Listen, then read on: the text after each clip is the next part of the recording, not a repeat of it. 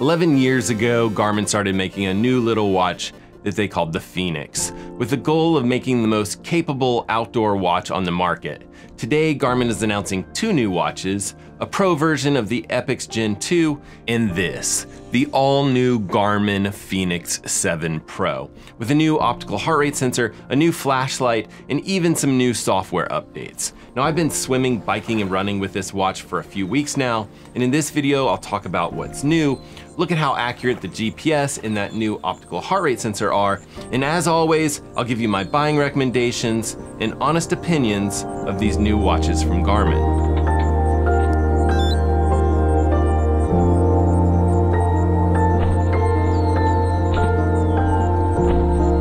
Now, there's been different sizing options for the Fenix series of watches for a while now, and this is no different here with the Pro series. You still have a 42mm size for smaller wrists. Garmin calls it their Fenix 7S.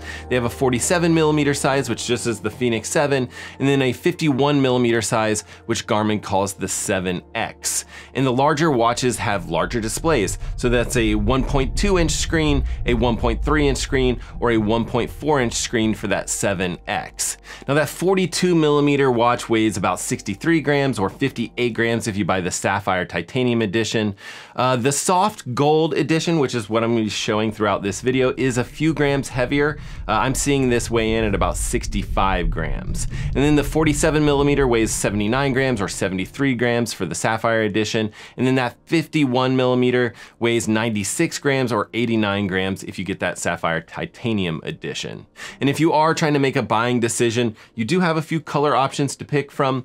This smaller one, the 7S, comes in a standard silver with graphite band, it's $800, or a Sapphire edition with a color of carbon gray with diamond light coating titanium and a black band, that costs $900. And then this one, which is also Sapphire with the soft gold and the light sand band, which costs $900. And then the normal Fenix 7, the 47mm size, has a slate gray with black band option for $800, carbon gray diamond light coated titanium with a black band for $900, another Sapphire option with titanium and fog gray and ember orange for $900. And then that larger 7X, or the 51mm size, comes in slate gray and black band for $900.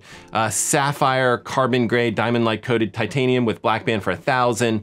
And then another Sapphire titanium with fog gray and that ember orange band. I actually think that one looks pretty great, and that one costs $1,000. So there are some new colors to have a look at here and choose from. But I would say that the real difference here, one of the main differences to this Fenix line of watches, is now that every size of the Pro Edition comes with the built-in flashlight. Before, that was just reserved for the larger Fenix 7X, and it is probably my favorite new feature on this device. It just ends up coming in handy pretty much every single day when I'm trying not to disturb my family at night, or I need to get up and get something in the middle of the night. But on this particular Fenix, I'm seeing about 16 lux of output from the small flashlight, and just for comparison, my iPhone 14 Pro is about 35 lux or so. So I would say, you know, pretty much half as bright as your bright iPhone light if you're trying to figure out how bright that flashlight is.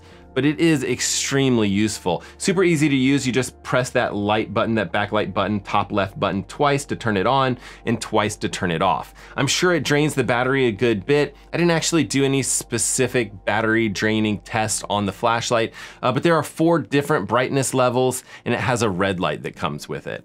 But if we are looking at battery life, I actually think it'd be easier just to show you guys this chart right here, just because there are so many different versions and varieties of the Fenix 7 Pro.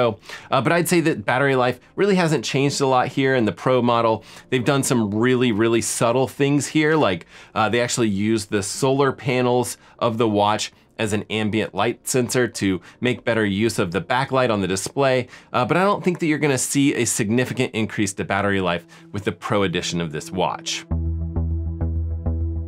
One of the new big additions to the Pro model of this Fenix 7 series of watches is the new optical heart rate sensor. Garmin calls it their Elevate 5.0 heart rate sensor, and it appears to have 6 LEDs. For some reason, sometimes I only see 2 green LEDs lighting up, but is it better? That's the big question. And I'd say it's always hard to judge heart rate accuracy. Looking at some data here, I would say that, I am impressed in this case with how fast both of the Apple Watch Ultra and the Fenix 7S Pro lock onto my heart rate and held onto it throughout the run. And then, here's a similar run where the Fenix 7 Pro struggles a little bit after a rest break here. And then the Apple Watch Ultra really struggles a little bit later in the run. And then one more, heart rate comparison here. Just another run where the Fenix 7 Pro really did great in comparison to the chest strap and the Apple Watch Ultra. There is a slight delay here if we're being picky. But if we switch over and we look at GPS accuracy, again, we shouldn't expect to see, a ton of issues here. We're really talking about the same GPS hardware as some of the other Fenix devices that we've had in the past. But now the Fenix 7 Pro devices, they all have multi-band GPS, meaning that they can connect to multiple satellite frequencies at the same time to increase accuracy. And they can also intelligently switch between GPS modes to save battery life based on, the signal strength that the watch is actually seeing. Garmin calls this their Sat IQ, and I think it's wonderful. It's pretty much what I encourage everyone to use at this point. But I'm seeing extremely accurate results when I'm running with this watch or biking with this watch. And I even did an open water swim with it, which is probably the hardest in a lot of ways to track GPS. But you can see here that I'm comparing the Fenix 7S Pro here in red to the 965 on my right wrist in purple.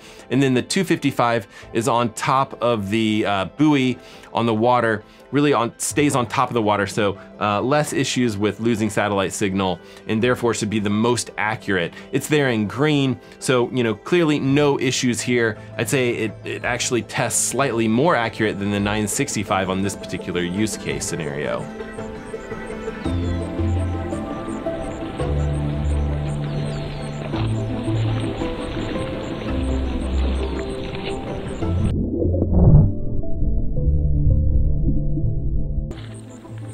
But with the launch of the Fenix Pro, Garmin also announced some new software. There's a new endurance scores. I'd say in some ways it's a lot like Garmin's VO2 max estimation, but it takes into account more information like your ability to resist fatigue, and it does provide you training feedback, which is nice. And this number is regardless of sport type, but it will highlight what activity type is contributing to that metric. So it is a little bit more detailed in a lot of ways than something like a VO2 max. Now there is also a new hill score that'll rate your ability to climb hills, and that is running specific. It's looking at hill strength and hill endurance. So how you handle steep, short climbs and how you handle longer endurance climbs. And then it seems to be taking into account other metrics like VO2 max as well. Now newer runs are weighted slightly higher than older runs, and it basically takes your runs and it segments out the hills when it's calculating these values. And it will take a little bit of time to collect enough hill running data to provide you with that final hill score metric. But then there's also improvements to the mapping on these devices. The topo maps now have a little bit of shading to them, so you can actually see the elevation changes here.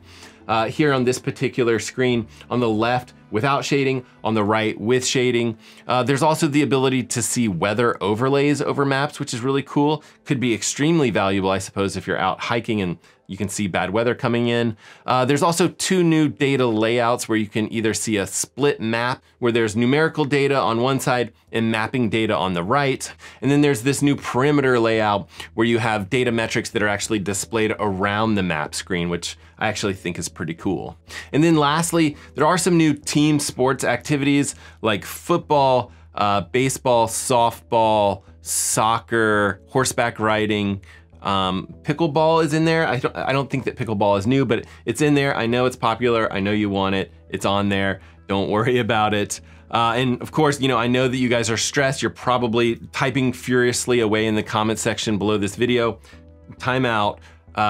Yes, all of these software updates that I mentioned are coming to the previous model. The Fenix 7 and the Epix Gen 2, they're getting, all of these software updates as long as it's not hardware dependent. So overall, I think this is a great update from Garmin. Even though this device is extremely expensive, I'm still gonna applaud Garmin for the fact that they didn't raise the prices of these watches, especially given, current inflation. I don't know what it is. It's like 5% or something like that. I'm not sure. But now, as for my buying recommendations, personally, I love the 47mm size, even though I have tiny wrists. They're manly wrists, but they're small, 165mm wrist. But I think that the big question for you guys is, do you save money and you pick up a Fenix 7? Garmin actually has it on sale now for $200 off. Or do you go for the new hotness, the new Fenix 7 Pro? And yes, I really do love the flashlights on these devices. I'm just not sure if it's like $200 worth of love. It's hard. It's a difficult decision, I'd say. It really comes down to, how price sensitive you are. Again, I don't think the decision should be based too much on the new optical heart rate sensor, but there are some nice things about this device.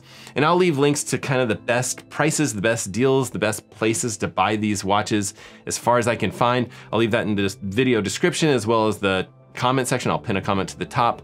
But if you are down in the comment section, let me know what you guys think. Is this something that you would consider? If you were to consider this new Fenix 7 Pro, which size would you go for? I'm always game for continuing these conversations down below in the comment section of these videos. And if you haven't already watched my video of the new Garmin Epix Pro, it's definitely worth checking out. I'll leave a link to it here at the end of this video.